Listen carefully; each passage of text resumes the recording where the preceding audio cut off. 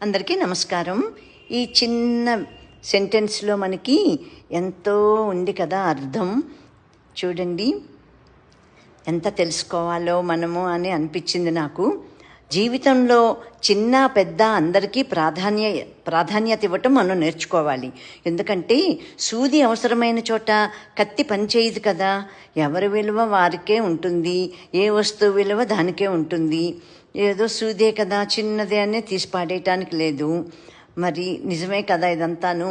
సూది చేసే పని కత్తి చేయదు కదా. సూది ఉంటేనే ఆ పని అవుతుంది. అలాగే పెద్ద పెద్ద పనులకి కత్తి కావాలి. ఇంత చిన్న వాక్యంలోనూ ఎంతో సత్యం ఉంది అని అనిపించింది నాకైతేను. అలాగే మనుషులు కూడాను చిన్న పెద్ద అనేది చూడకుండాను ఎక్కువ చదువుకున్నారా తక్కువ చదువుకున్నారా అని లేదు. అందరికీ ఎవరి విలువ వాళ్ళకే ఉంటుంది. ఇప్పుడు కొంతమంది ఇళ్లలో పెద్దవాళ్ళు ఉంటారు, ముసలివాళ్ళు. చెప్పావులే, నీకేం తెలుస్తుంది, మీదేదో పరోకాలం మాటలు చెప్తారు మీరు, అన్నీ మీదంతా చాదస్తం అని కొట్టి పారేస్తారు కదా. అట్లా కాదు, ఎంతో అనుభవంతో పెద్దవాళ్ళు చెప్తారు. అలాగే ఎవరిది వాళ్ళకే ఉంటుంది అందుకని అందరికీ మనం విలువ ఇవ్వాలి, కనీసం ఆలోచించాలి, వాళ్ళ మాటల్ని వినాలి, ఆపకూడదు, చెప్పేవాళ్ళని తెలుసుకుని మనం రోజు గడపాలి.